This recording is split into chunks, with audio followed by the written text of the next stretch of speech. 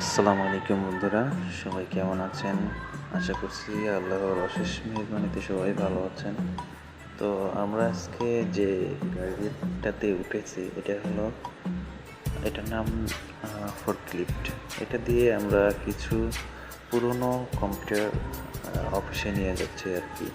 তো তাই ভাবলাম আপনাদেরকে দেখাই, ফোর্কলিফটে চলে ঘুরে বেড়াচ্ছে আর কি। কেমন গরু গাড়ির মতো লাগতেছে।